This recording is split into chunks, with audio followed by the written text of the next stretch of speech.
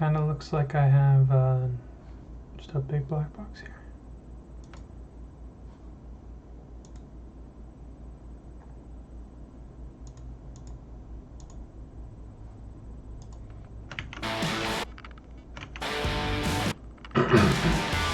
That looks better. Okay.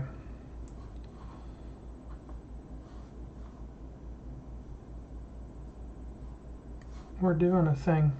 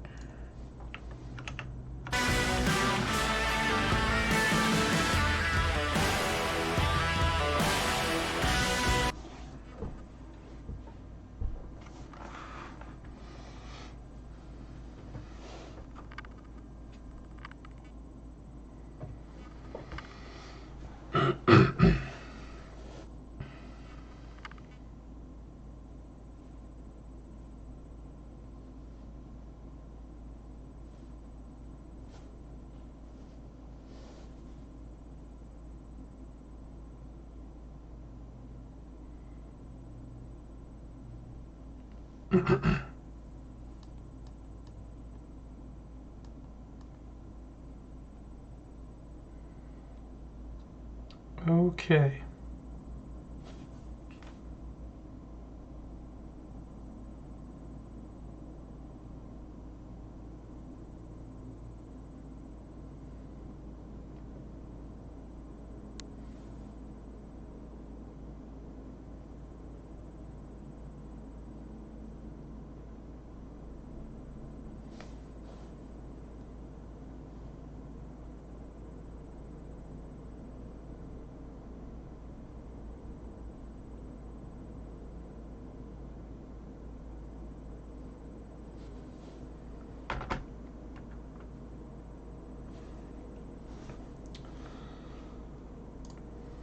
Welcome to this training lesson on starting up the Hornet. In some missions, you will find yourself in a cold and dark Hornet that you will need to bring to life. While this can be a rather long process as described in the manual, you can also enable the auto start function. However, for this lesson, we'll review the full startup procedure. Press spacebar when you are ready to get started.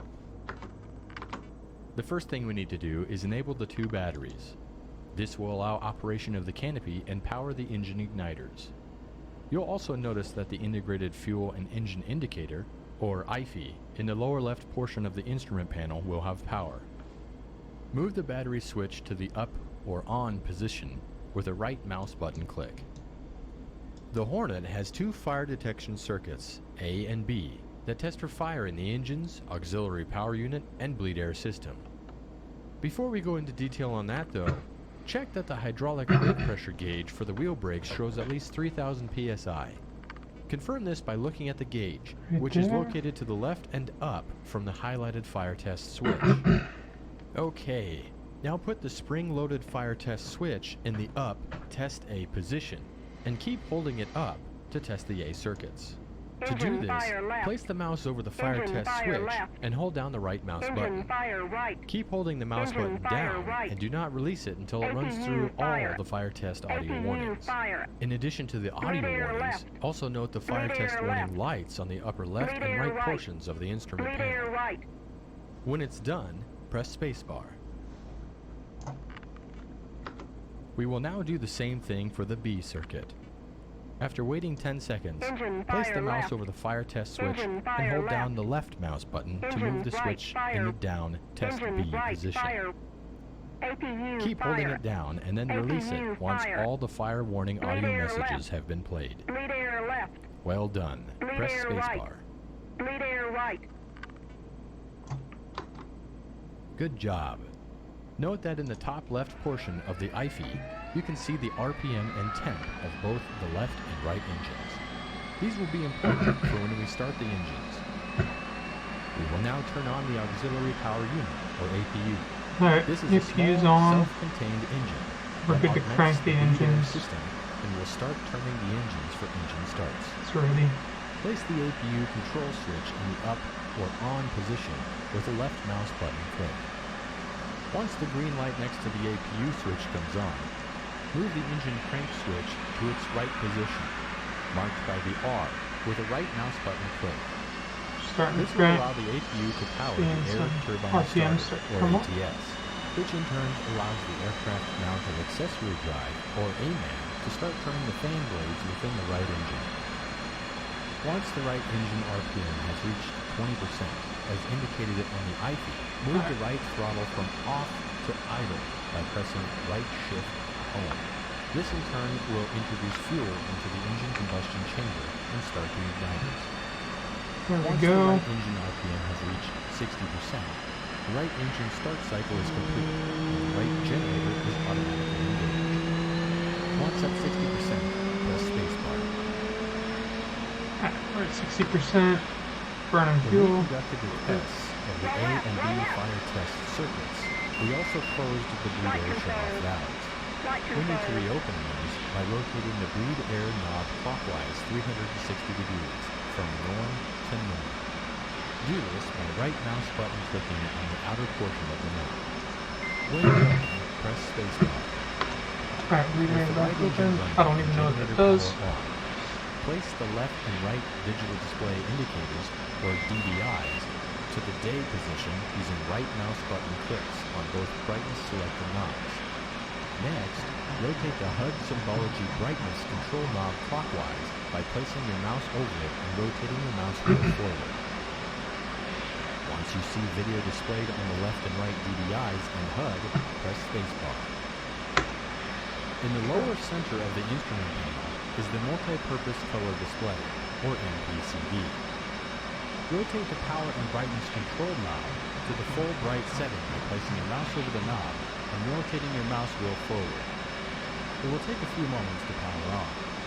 Press spacebar once you see video displayed on the MPCD. On the left DDI, press the menu push button to bring up the support page.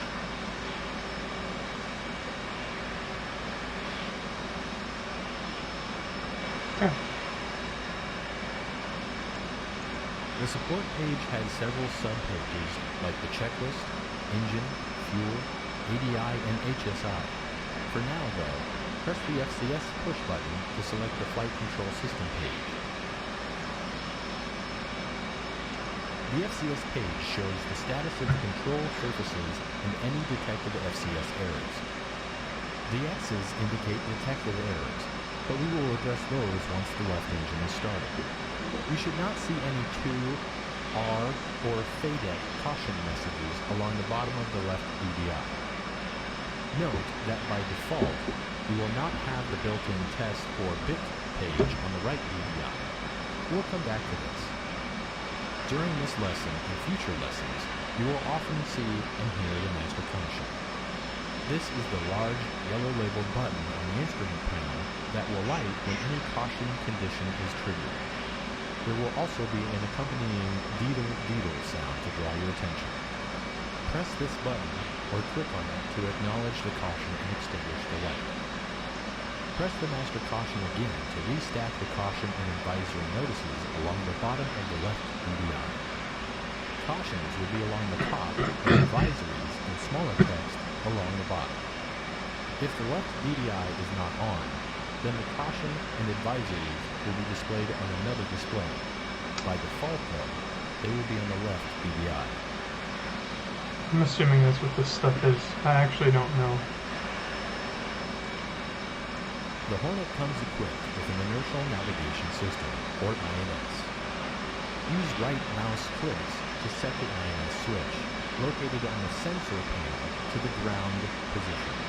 This will start an INS ground alignment. Now it is time to crank the left engine. Go ahead and move the engine crank switch to its left position, labeled L. By left mouse click, once the left engine is at 20% RPM, as indicated on the IFE, move the left throttle from off to idle by pressing right Alt hold. This will add fuel to the engine and start the igniters. When the left engine is at 60% RPM, press spacebar to continue. Flight control.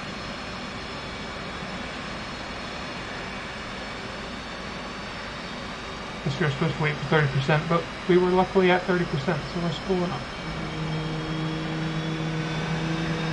I'm gonna close this canopy soon, it's getting loud. Good lord. 3087, thank you for the follow.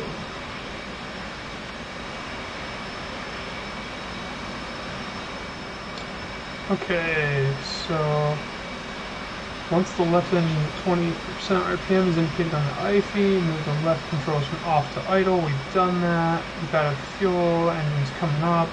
Left engine 65%, both engines at 65%. On the FCS page, we have quite a few X's indicating abnormal FCS readings. To clear these, press and hold the FCS reset button. FCS reset button. Yep. Located in the back of the left console is the panel for the onboard oxygen generation system, or OBOG. Go ahead and set the OBOG switch to its up-on position. To the left of the INS switch is the radar switch. Set this switch to the operate position using your right mouse button. Don't worry, the radar will be in silent mode. You won't microwave the ground. Our next step will be to run a bit on the Flight Control System, or FCS. Before doing so, set the flaps to the up auto position with the F key, or 2 right mouse button clicks on the flap switch.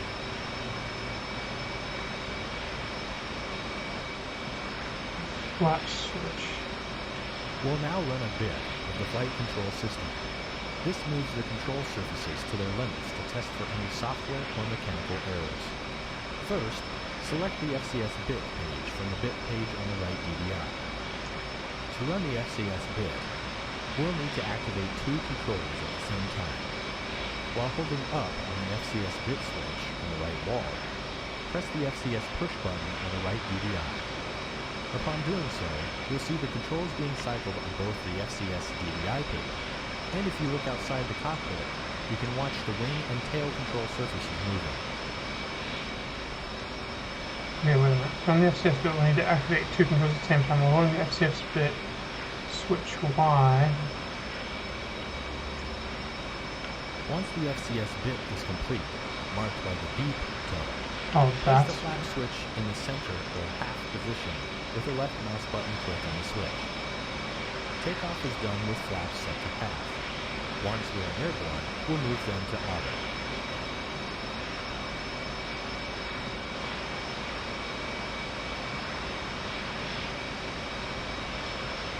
That's pretty cool. It's actually like it's just triggered, but now software is running. Oh, are the flaps on this thing leading edge? God, shows you how much I know about an F-18. That's kind of cool though, if that's true. Once the FCS bit is complete, marked by the beep tone, which just happened. Place the flap switch to center and half position with the left mouse button. And the switch takeoff is done. Flaps set to half, and then we move into auto. For takeoff, we will want our stabs trimmed for 12 degrees. To set this, press and hold down the takeoff trim button.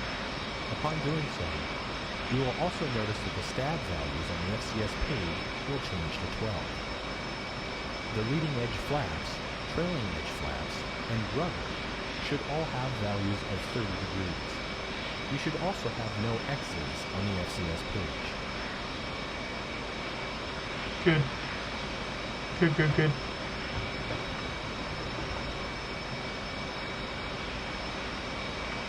That is accurate. Uncage the backup ADI by placing your mouse over the SAI cage knob and rotating the mouse wheel aft until the red flag is stowed. Close the canopy by holding the canopy control switch in the down, closed position until the canopy is closed. Do this by pressing the key combination or placing the mouse over the switch and holding down the left mouse button. Once the canopy is closed, press spacebar to continue. I'm an idiot. I just opened it. Well, I kind of did it on purpose. I really wanted to. I just wanted to hit the buttons. Okay. Close canopy by holding canopy control switch in the down closed position. Sweet. Do this by pressing the key combination left control C. I just did it. That was cool. At this point, the INS has been aligned as indicated on the MPCD HSI page. Move the INS switch from ground to nav with one right mouse button click on the switch. Prior to taxi, press the menu push button on the left DDI to go to the TAC or tactical page. On the TAC page, you have access to sub-pages like the store's management system, attack radar, HUD, and electronic warfare pages.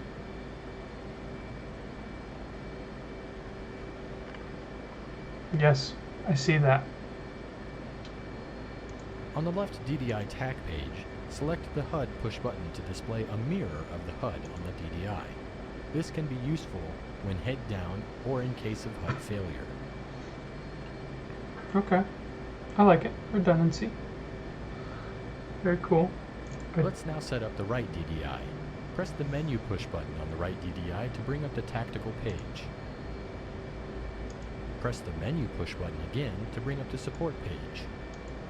Now on the support page, press the FCS push button.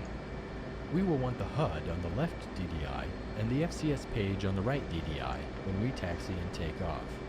Okay. Makes sense. This looks like all radio stuff.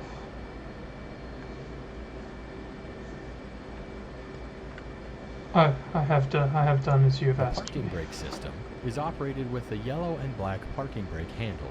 The handle is currently in the park position, indicated by the fact that the park label is visible to the pilot. Release the parking brake now by rotating the handle 45 degrees counterclockwise from the extended position. This can be achieved by left mouse button clicking the handle or pressing the right Alt-P key. This will release the lock and allow the handle to return to the horizontal stowed position, where the Emerge label is visible to the pilot. This concludes the current lesson on starting up the Hornet. As mentioned earlier though, there is also an option for automatically starting up the Hornet by pressing the left Windows Home key. You can end the lesson now by pressing the Escape key.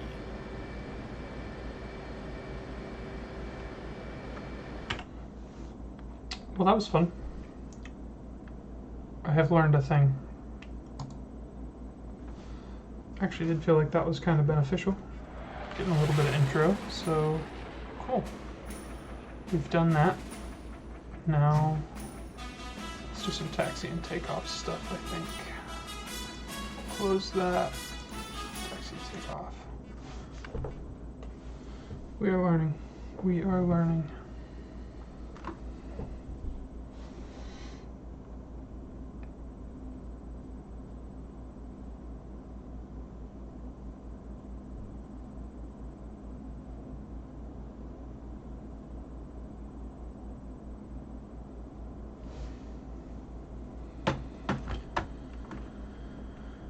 Okay, taxi and takeoff. Sweet. I'm gonna get to do. I wonder if they do run-ups in these things.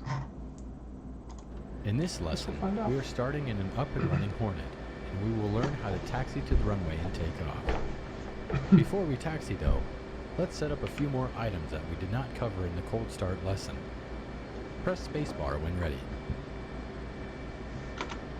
During low-light operations like this evening, place the landing and taxi light switch in the up-on position. Now, set up your position, formation, and strobe lights as you desire. The formation lights, or slime lights, are low-intensity green lights that aid in close-in formation flying. Position lights are red and green lights that mark the left and right sides of the aircraft, and the strobe are two flashing red lights on the tail. When done, press spacebar.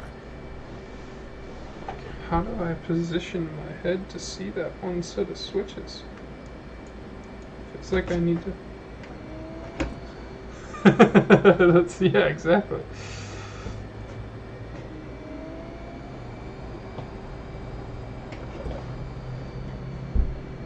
I have my feet on the brakes right now, just because I like have to like move this thing almost. That's rough.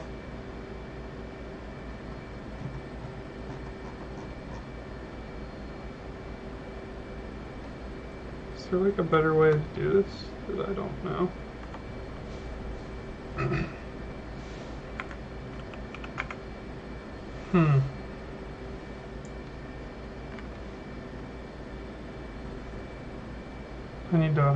I need to learn this. I need to learn a better way to control my camera in these situations. This track R is struggling. Sure, we'll do it while we're rolling a little bit. We're gonna go bright. Yep, nope, we like bright. Okay. Time to set up your internal lights. The instrument dial controls instrument panel lighting. The console dial controls the lighting on the left and right consoles. The flood dial illuminates the forward section of the cockpit. And the chart dial controls lighting of your lap area. The lights test switch will test all cockpit warning and caution lights. The warn caution dial allows you to adjust the illumination of those lights. The mode switch allows you to select default internal lighting for day, night, and night vision goggle use. Experiment with these and press spacebar when ready to move on.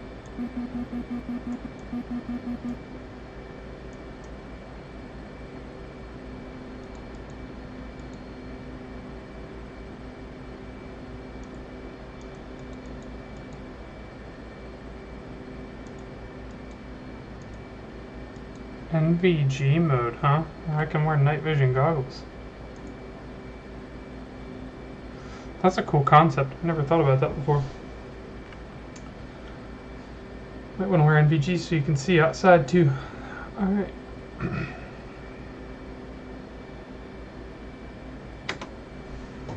On the altimeter, rotate the pressure setting knob with the mouse wheel to set an airfield pressure elevation of 29.90 atmospheric pressure. Press spacebar when it's set. 2990.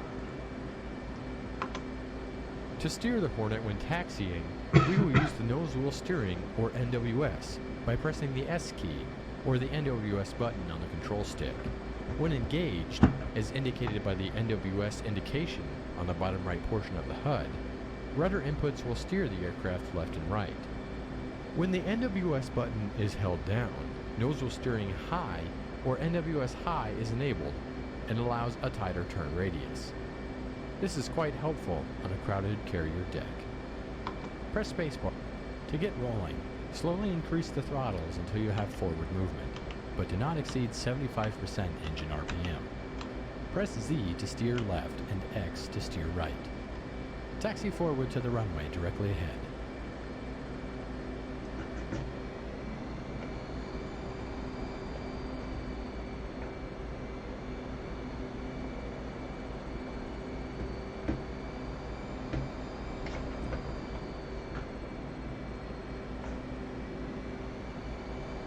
Kind of feels like my brakes are on. Maybe not.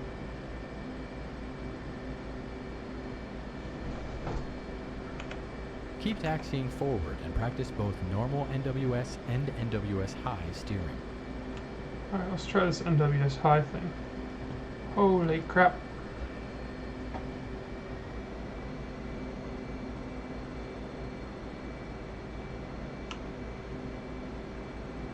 That's normal NWS, that's normal nose wheel steering. Then you turn on high mode and this thing just like...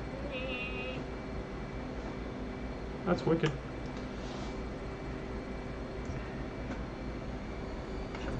Alright, where did he say to go? Did he want me to roll out onto the runway there? That's not the runway.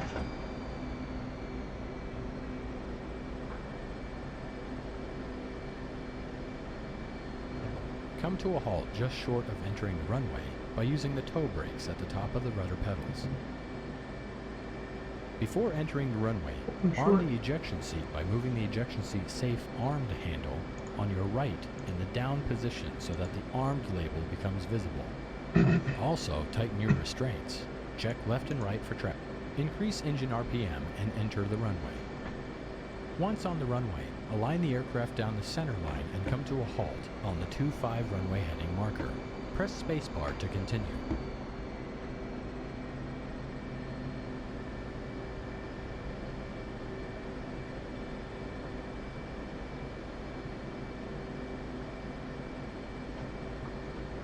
On the right DDI, confirm that the stab position is set to 12 for both stabilators.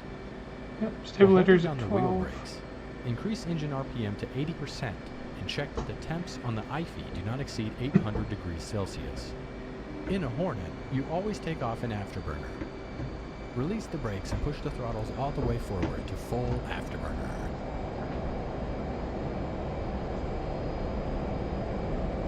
As you roll down the runway, keep aligned down the middle with very small rudder inputs. Keep a small amount of backstick and the Hornet will automatically rotate and fly off the runway. Raise the landing gear by moving the landing gear control handle in the up position. Then, raise the flaps by setting the flap switch to the up auto position.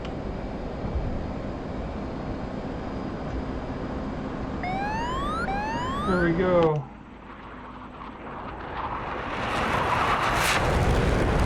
Hell yeah. That's cool. Lesson now by pressing the escape key. Do some Top Gun stuff. Very cool.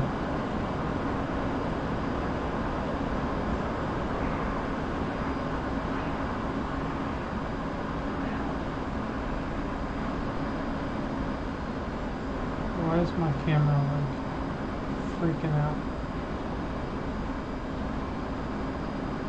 I don't know. Couldn't tell you.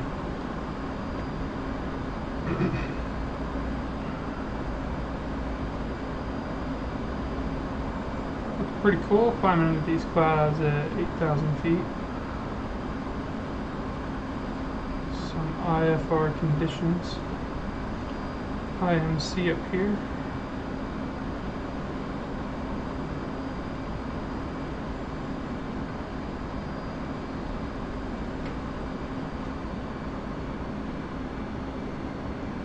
Is that percentage? What is that?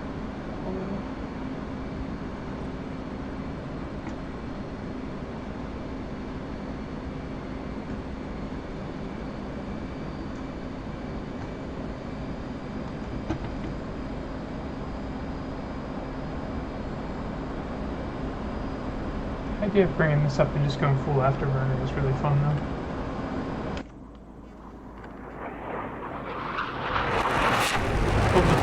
Let's shoot the flames out of that.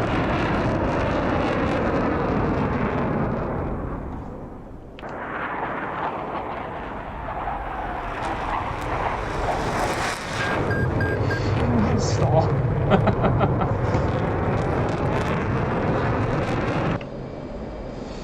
No worries. We can catch it. Cool. Alright. Let's go learn the next thing. That's fun though. Good to know about flaps too now, so we shouldn't do that at such speed. That's probably not good for it. Rip the gear off the bottom of the thing.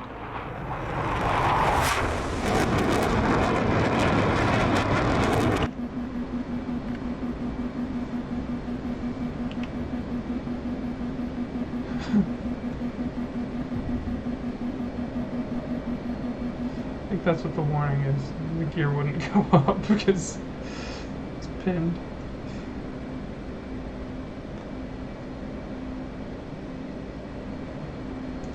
So I'm realizing that I have a problem. I'm a very tall person, and the way that I use this track IR may prove problematic. I can't see when I tilt my head up. Okay.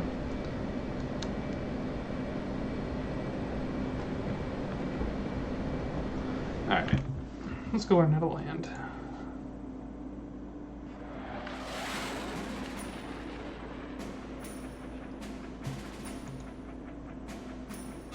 Nope, I'm not learning how to land yet.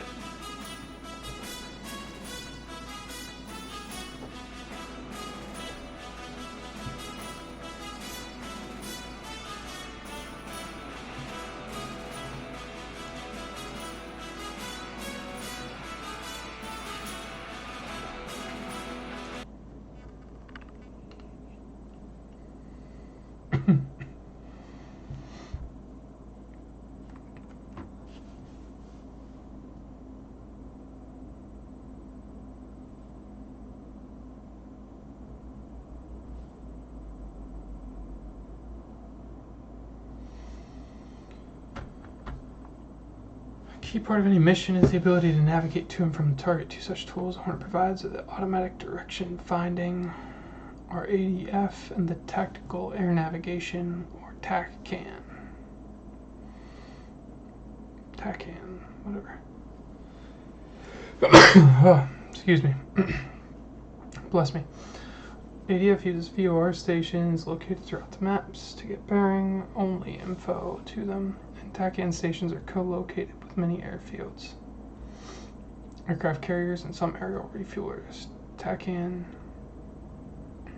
can provide both bearing and range, or just one of them depending on the source and the TACAN mode used. Cool. Alright, let's do it. A key part of any mission is the ability to navigate to and from the target. Two such tools the Hornet provides are automatic direction finding, or ADF, and tactical air navigation, or TACAN. ADF uses VOR stations located throughout the maps to get bearing-only information to them, and TACAN stations are co-located with many airfields, aircraft carriers, and some aerial refuelers. TACAN can provide both bearing and range, or just one of them depending on the source and TACAN mode used. In this lesson, we will discuss how to select ADF and TACAN navigation, and the steering information provided. I currently have the lesson paused as we first discuss a few items. Press spacebar to continue. For this lesson, we will be using an ADF example and then TACAN to navigate back to our home training base at Kobuleti. Let's start with the simpler ADF. To start, let's first select the Horizontal Situation Indicator, or HSI, for the left DDI. Press the menu Time push button on the left DDI to bring us to the tactical page. Note that this button will indicate menu when on the ground, but will show time when airborne.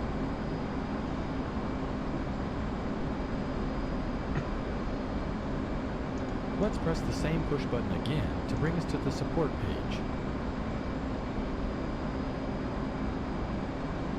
Now on the support page, press the HSI push button. The HSI is your primary navigation page that will display TACAN, waypoint, and ADF navigation data. Looks like we got a heading like 2 something zeros, maybe, if that's right.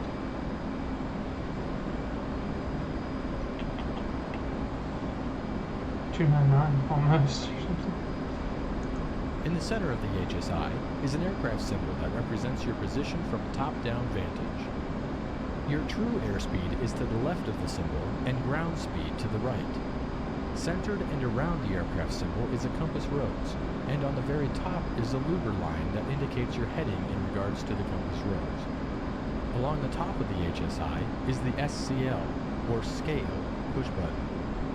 Consecutive presses of this push button will cycle through the scale range options of the HSI. Press spacebar to continue.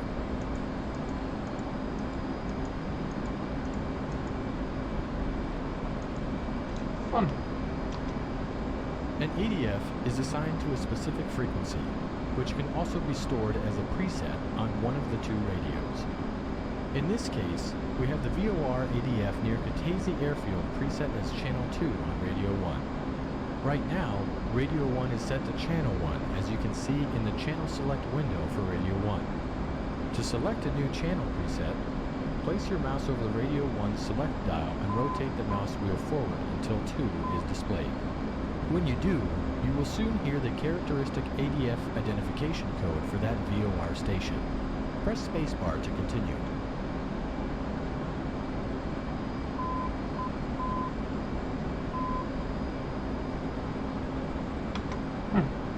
display the bearing to the VOR station on the HSI, we need to set the UFC ADF function select switch to radio 1.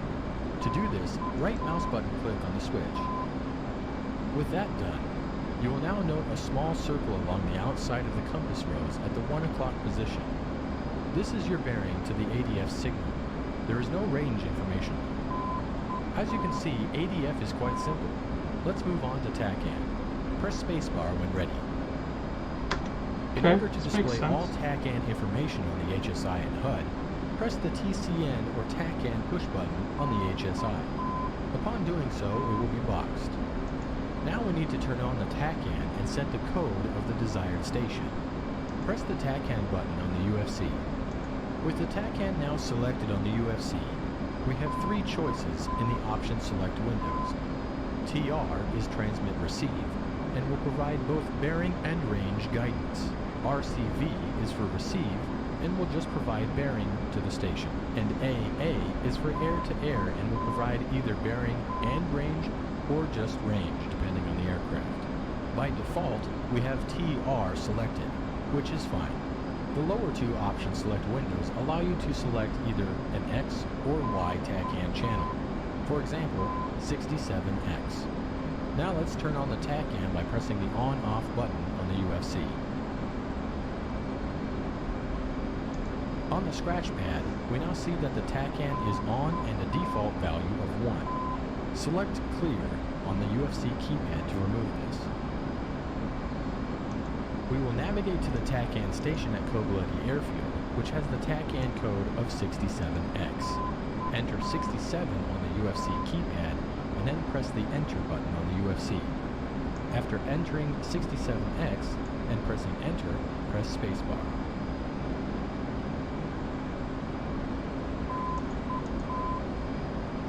I don't actually understand what I'm doing. I don't see it. I'm confused.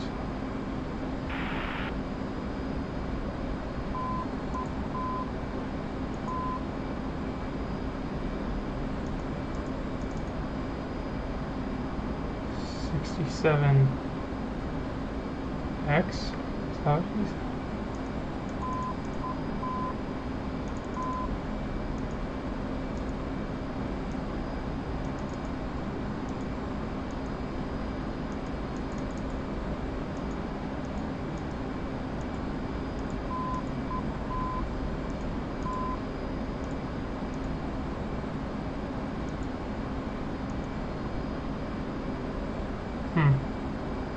Oh wait, maybe 6, 7.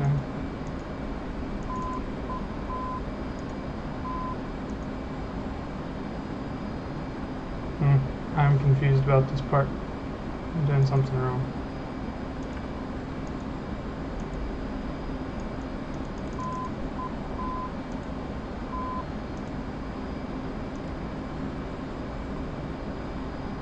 Maybe I didn't listen good enough.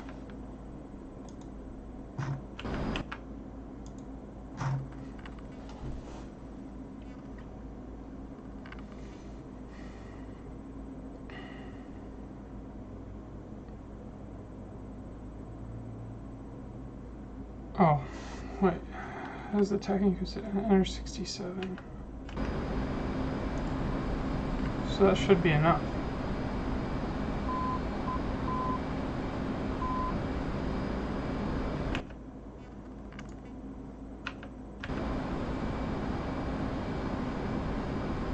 Alright. Hit the TACAN button. I'm hitting all kinds of buttons. God only knows what I'm doing with this jet. Hit clear if you want to chat. Oh, Tutti Frutti, you're helping me in the chat. I appreciate you. I'm very much learning. It's already had 67 entered, so 67 is entered now. So I think we're good. With the TACAN station now selected, we have some new information on the HUD and HSI. On the right side of the HUD, we have the range to the station in nautical miles, and the 3-digit code for the station to the right of the distance value. At the top of the HUD, along the heading tape, we have a steering bar that indicates the heading to the TACAN station. On the HSI, we have much more information. In the top left corner of the HSI, we have a data block with 3 rows. The top row is bearing, distance. The second row is time to go in minutes and seconds. And the bottom row is the station ID. On the outside of the compass rose is an inverted triangle with a T in the center. This indicates you're heading to the station. There is a corresponding tail on the other side of the compass rose. Between the aircraft symbol and the T symbol is a 3-pronged symbol that represents the selected TACAN station. Press spacebar to continue. When the TACAN station has been selected, you can use the course set switch, labeled CRS, on the top right corner of the MPCD to set a course line that is centered on the selected station. Left click rotates the course line counterclockwise, and a right mouse click moves it clockwise. When a course has been set, the course line will be displayed on the HSI and on the HUD, with dots to represent 4 and 8 degrees of course offset. Press spacebar to continue.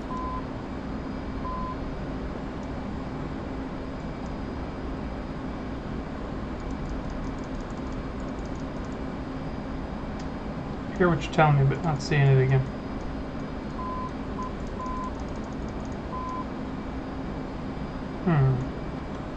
When a TACAN beacon is selected, you will also hear the coded ID.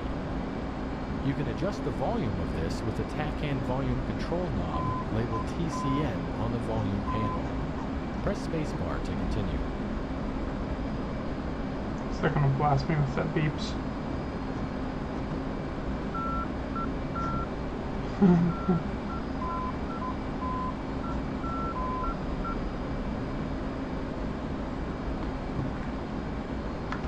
You can view airfield TACAN beacon channels by going to the F10 map, clicking on an airfield, and then reading the data of the airfield. This concludes our look at the HSI, ADF, and TACAN. When you are ready, press spacebar to unpause this lesson and practice navigating using the ADF and TACAN. So Kubaleti's up here. 67X.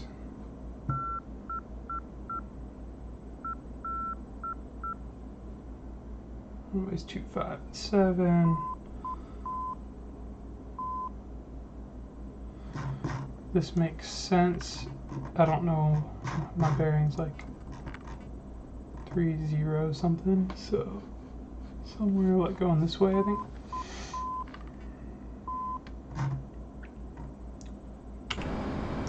Alright, let's figure it out. Let's see what happens here. So if I turn left,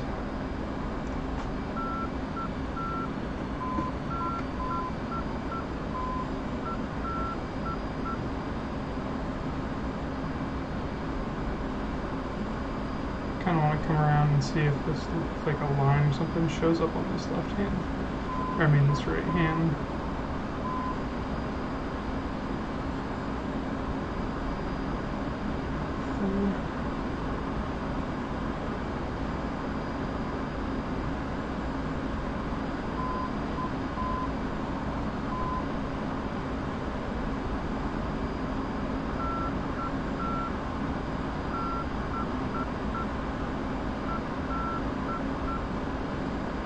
It's a little interesting because I feel like I am heading the right way, but I'm not seeing what I think I would see over here.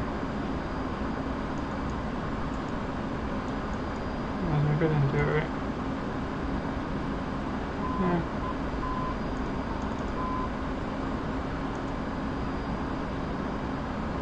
TACAN on.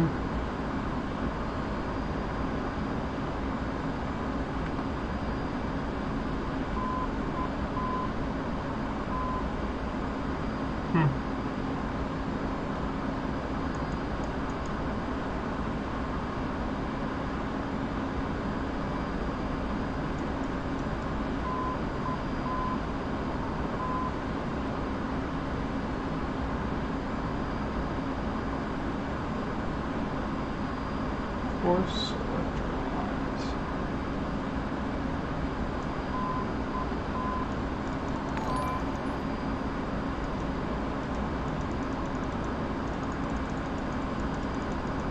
freaking clue what I'm doing right with this part. I don't know how these work.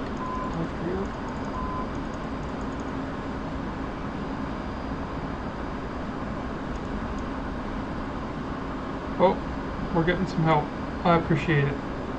Tack hand's not on, so I can turn it on like this. I hit on, enter my station 67 X. Cool. So then it's turned on. Then what can it do from there?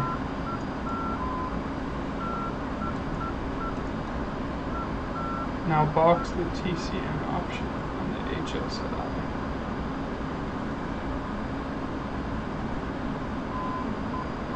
I don't know how to do that.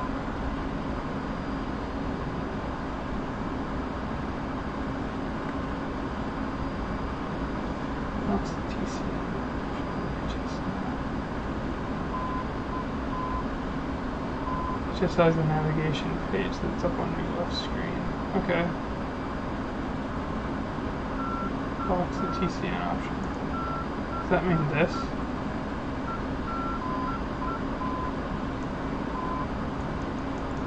Oh. Oh shit. I get it. And that's a VOR basically. Okay, so I got like a VOR off my left wing here somewhere. I mean, it might not actually be a VOR, but it functions like a VOR. It's like just a radio signal.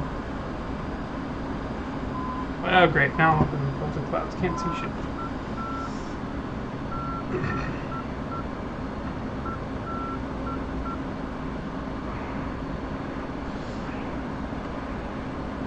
I'd get in a lot of trouble for doing this in a Cessna.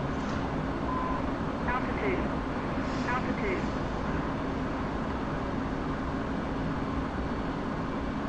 Okay.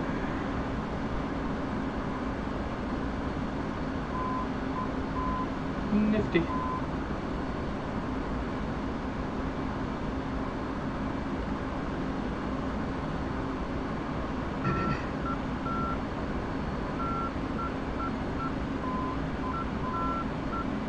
And lo and behold, it sits right on the field. Right there. Howdy. Cool. Thanks. Thanks for your help. That is... See, that's why I stream my learning process, because I learn stuff. Can't follow the tutorial directions, but I get lots of help from you guys. Appreciate it. Alright, what did message history say? This concludes our look at HSI, ADF, and TACCAM. When you're ready, press spacebar, unpause, and practice navigating. Cool.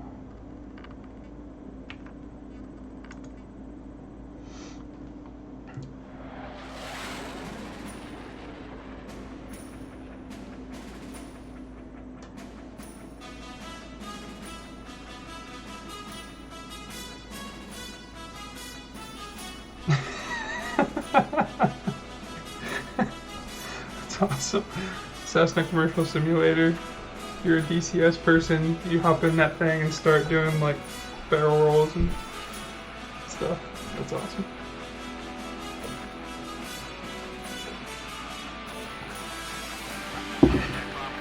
I have my private pilot's license for real.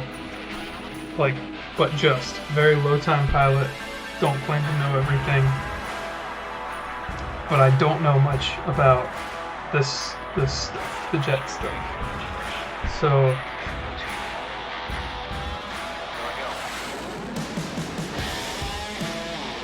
yeah, visual. Okay.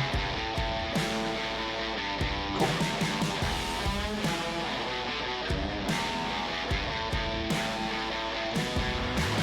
I have a feeling though that using some of this stuff, so I have interest in getting my instrument rating, like in real life at some point. You know, like I said, low time PPO.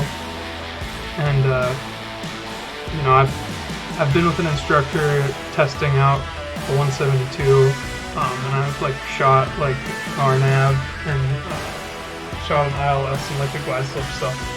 but it's above me right now, right? Like, I don't really know what's going on. I haven't fully figured it out, but this stuff has an overlap. Like, there's a real overlap here, so.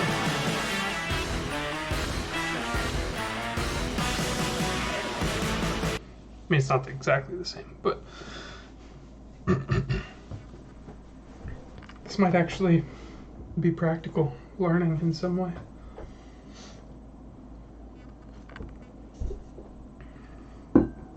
While TACAN navigation is a great tool to get back to your airfield or carrier, many times you'll need the ability to set arbitrary navigation points. This is where waypoint navigation comes in. Hornet allows you to have 3 sequences of waypoints that you could use to mark anything from a turn point to a target or to a threat location. Waypoints can be created in both the mission editor and while in the Hornet cockpit. For this lesson, though, we'll focus on a waypoint sequence already created. While TACAN navigation is a great tool to get back to your airfield or carrier, many times you will need the ability to set arbitrary navigation points. This is where for learning what not to do. Yeah, for the sure. Hornet allows you to have 3 sequences of waypoints that you could use to mark anything from a turn point, a target, or to a threat location. Waypoints can be created in both the mission editor and while in the Hornet cockpit. For this lesson, though, we will focus on the waypoint sequence already created. I currently have the lesson paused. Press spacebar to continue. Let's first set the left DVI to the HSI page. Press the time push button. We are now on the tactical page, so a press of the time push button again will bring us to the support page. Now on the support page, select the HSI push button. This will display the horizontal situation indicator.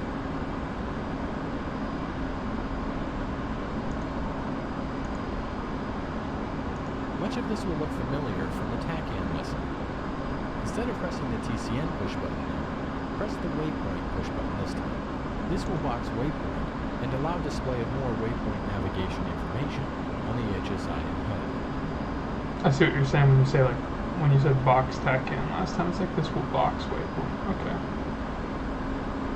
We are currently at waypoint 0, as indicated on the right side of the HUD and between the up and down arrows along the right side of the left DDI. Press the up arrow to select the next waypoint, waypoint 1. With waypoint 1 selected, note the distance to the waypoint, and the waypoint number is displayed on the right side of the HUD, and the steering bar to the waypoint is along the heading table. On the HSI, you can now better see the waypoint marker that appears as a small circle with a dot in the center. By pressing the SEC1 push button, it will box it and display dashed connecting lines between the waypoints in the selected sequence.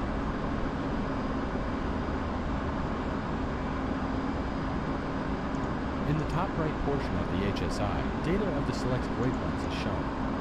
The top row is the bearing and distance to the waypoint, and below is the hours, minutes, seconds to the waypoint. Inscribed inside the compass rows is a triangle that indicates the heading to the selected waypoint, with a corresponding tail opposite of it. Press spacebar to continue. As with TACAN, you can also set a course line through the selected waypoint. This can be useful by placing a waypoint on a runway and using the course line for a direct approach, or as a reference for the downwind leg of an overhead landing pattern. Press spacebar to continue.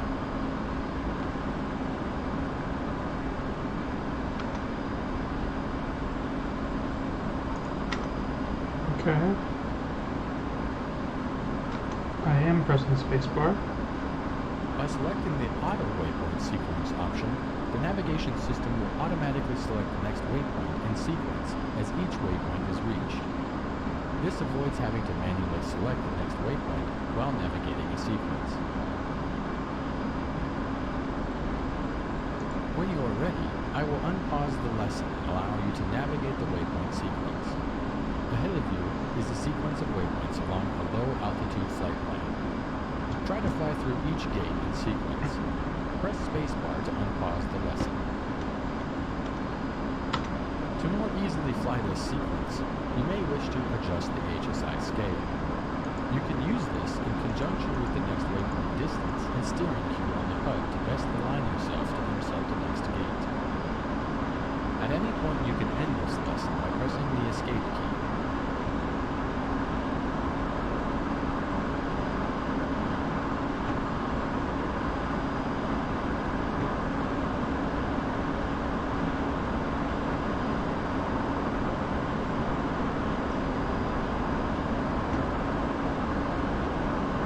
this is gonna be like a canyon run kind of thing. This will be fun. Maybe. If I don't come in like wicked hot and screw it up.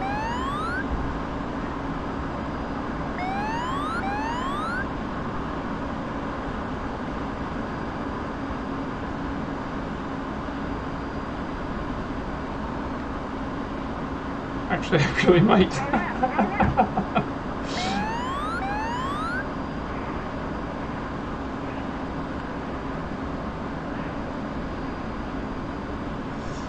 Alright, we're learning. Did I miss that gate? I think I did miss that gate. I might have to go back and get it.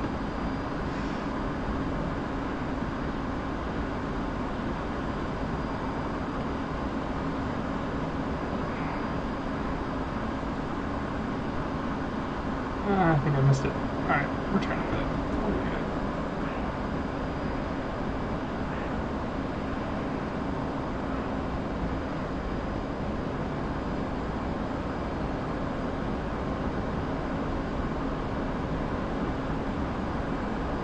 I am screaming through the valley. I have learned this. I came in hot. I was overzealous for sure. I am looking at my speed now and realizing, oh yeah, that's real fast. Altitude. Altitude.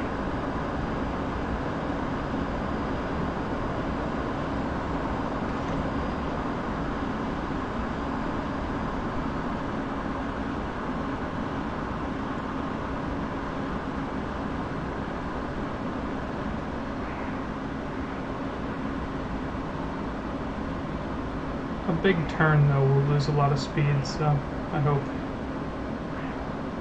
Yeah, we'll learn a little bit.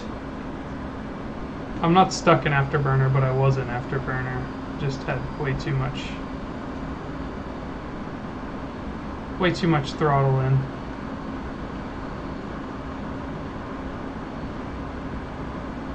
Because I'm an idiot. I didn't know any better.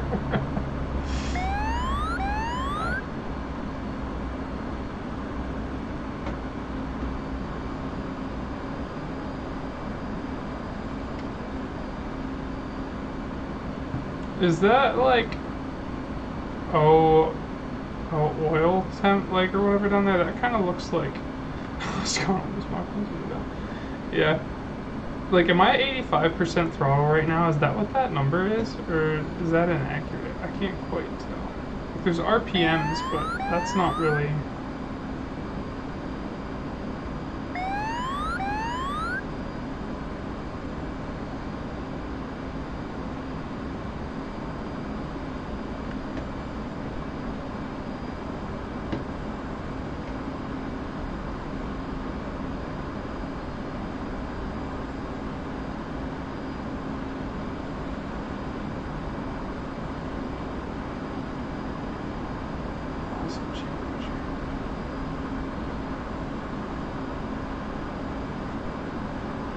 I have much to learn.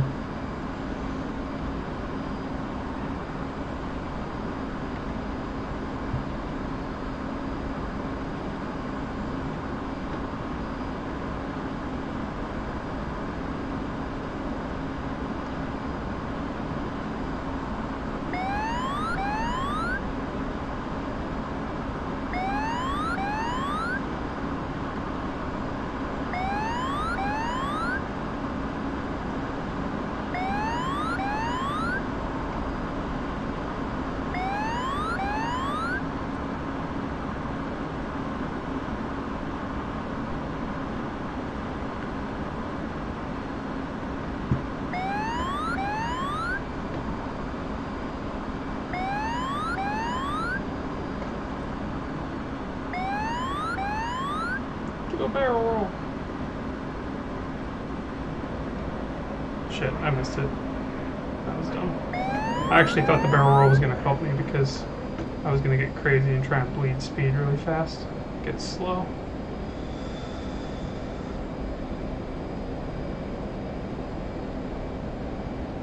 I might not be very good at this.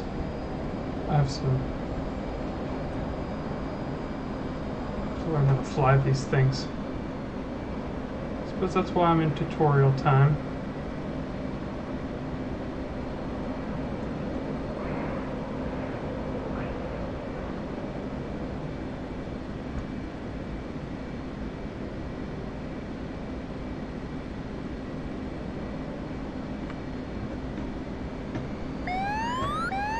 There, I hit the gate finally. This has to be something to watch.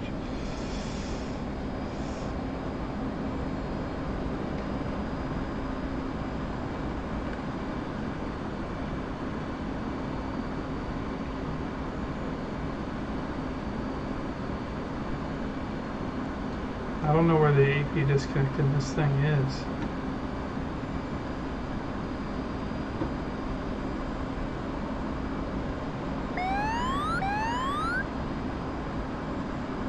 But it's interesting because, like, just flying these things like rudder authority is like hardly a thing, right? Which, I mean, I'm not saying that the jets are different. They feel different. It feels much less floaty than a regular plane and much more like, I don't know, on a wire, on rails. It's like you gotta get your lines right. I mean, I guess that should be obvious because they go really fast, but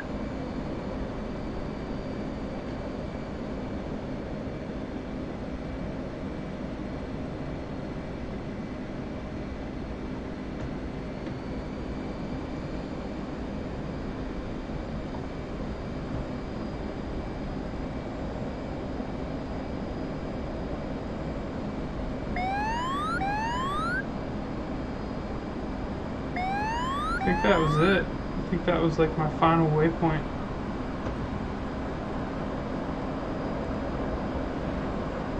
Cool. You could do some pretty fun valley runs, actually.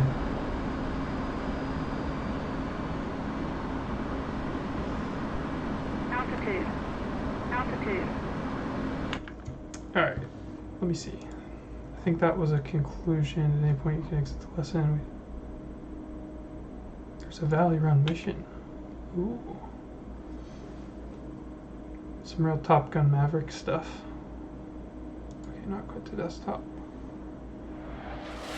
Let's do one more here. See if I can land this thing. That feels like a thing that I should do before we call it.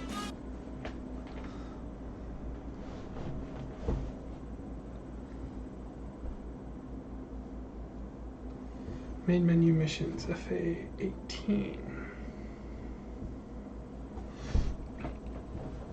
Do you guys typically play like the campaign missions and stuff, or do you do like a lot of like multiplayer stuff?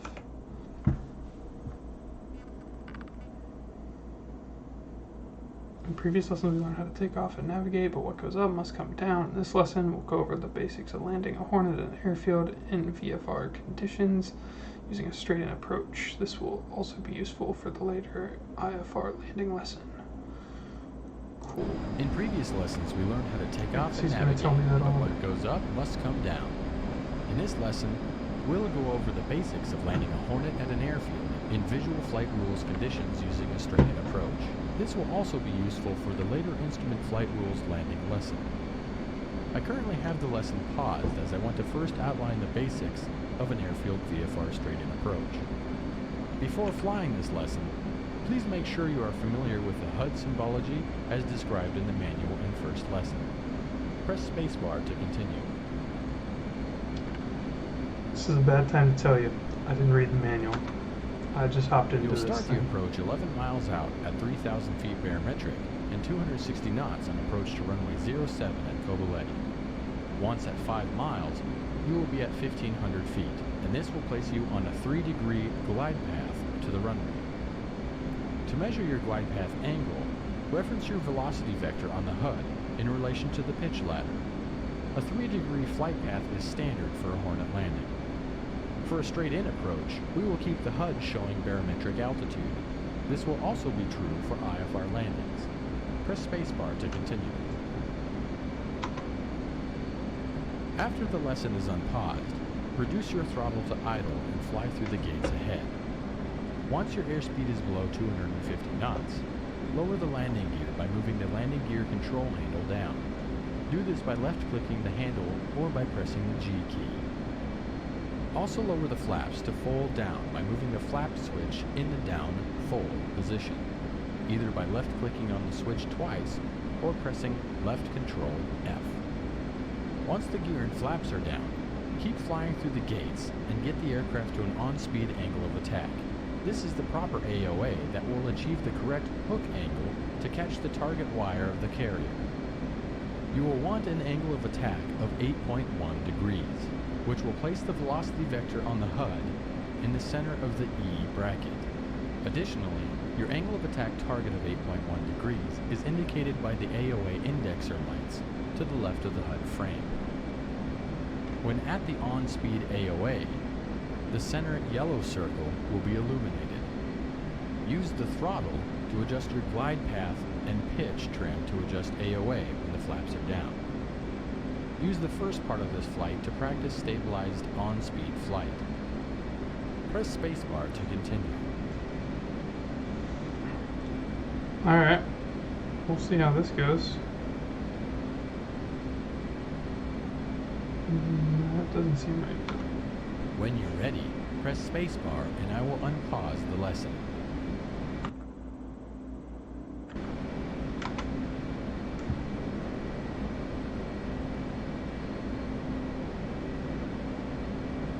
Being below 250 knots, go ahead and lower your landing gear and drop the flaps to full. Reduce your airspeed by setting the throttles to idle. You may also wish to extend your speed brake by using the speed brake switch on the right throttle grip or by pressing left shift B to get slower more quickly. Note the SPD BRK light on the instrument panel when the speed brake is extended. As you slow below 140 knots, retract the speed brake by using the speed brake switch or pressing left control B. Adjust the throttle and stick trim to maintain 8.1 degrees of angle of attack. Really fall. Velocity vector inside the E bracket. Use the gates as a reference for your glide path by keeping the velocity vector in the center of the next gate.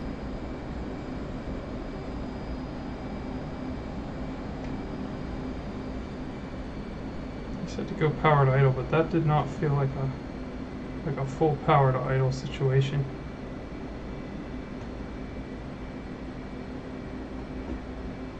I feel a little slow to be fully powered idle right now. But I guess that might be what he's saying. I just need a higher angle of attack.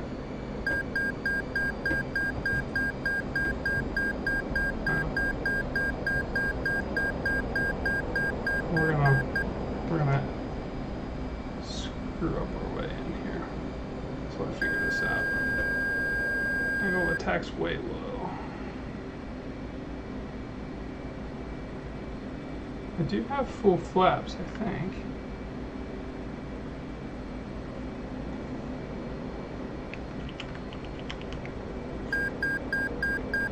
Yeah, this ain't good. I'm all fucked up.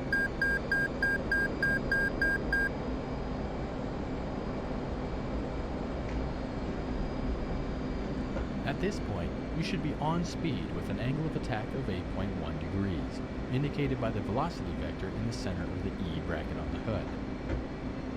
Use throttle input to adjust your glide path such that the E bracket is positioned over the runway threshold. Use pitch trim to keep on-speed AOA. You should now be on a 3-degree glide path down the runway. I am not that.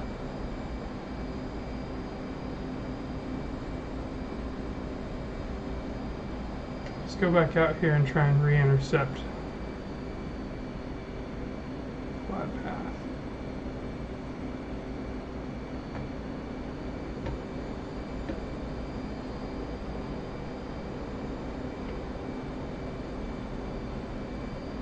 Maintain on-speed AOA, and your glide path should be aligned with the runway threshold. Yeah, I'm starting to feel it a little bit better now.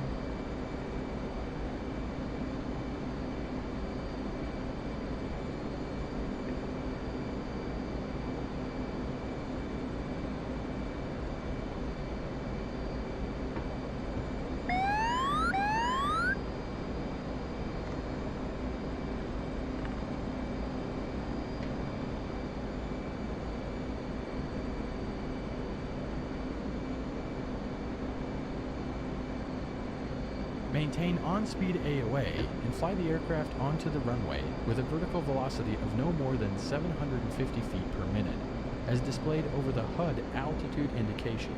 Do not flare. Once the nose wheel comes down, use the rudder to keep the aircraft centered down the runway, and use the wheel brakes to bring her to a halt.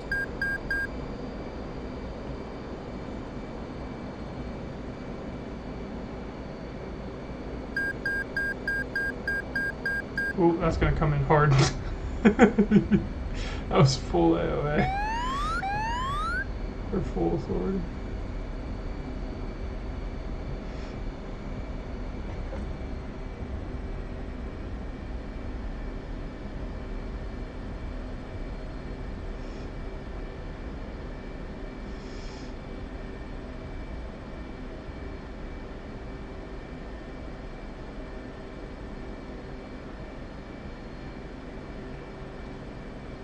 Woohoo. We landed it. Well We did done. it. I That can was end the lesson now, that was as you definitely a escaped. lesson or a learning evolution right there, but I get it a little bit. He mentioned something about pitch trim, which I mean, like, I might just be terminology, but I don't have anything to trim out, so I'm flying that all by hand. But I wonder if there is a way to trim these things out, like you would. It is funny though, because I knew that was like a concept, so like it's a little weird, but the way that you land like these things is vertically pretty damn hard, because they have so much suspension, and like, you know, you gotta catch the wire and all that stuff like on the ships, and you know, compared to like an actual plane where, you know, you really don't want to have much vertical speed when you're landing, or a little plane anyway. Trim is it? Okay. 70 to 85% throttle. Yep. Cool. Yep. Agree. That took me a minute to learn. That was fine. You can crash it down at up to 700 feet per minute. So that's what you want to do on the boat. Trim's very handy for keeping the VVM bracket. Yeah. Yeah, I'm gonna have to figure out the trim and add that to my key bindings. I really need to get my key bindings and stuff set up for how I want to do this. I'm kind of right now just totally like, this is my first DCS experience really. So I had like one other time played with like the free plane and just kind of like did a takeoff and go mess around a couple times. I don't even know if I landed it, but so that might have been my first DCS landing ever. And I got the F-18 because I was kind of interested in it, and I heard that it was a pretty versatile plane, and also it's just like a cool plane, and comes with all the carrier stuff.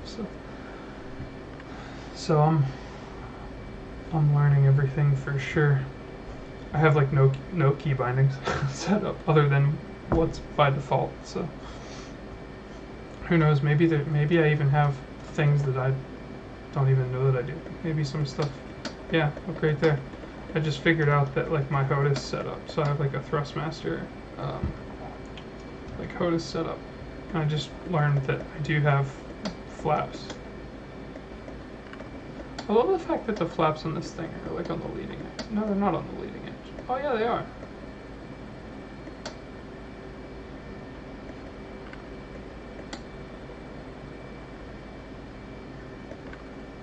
Hey, thanks. I appreciate that. I was porpoising like crazy coming in, trying to stay in those gates, trying to manage the speed, but it came down all right. We are on the ground. They say that all landings are controlled crashes, and anyone that you can walk away from is good enough, or something like that. Look up Chuck's guides and get the F-18 one. It has all the key bindings you need and more. Roger that. I will do that. Yeah, that's what I have. Yep. T16000M.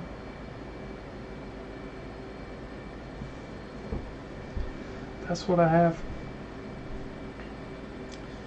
Well, that was fun. That was cool.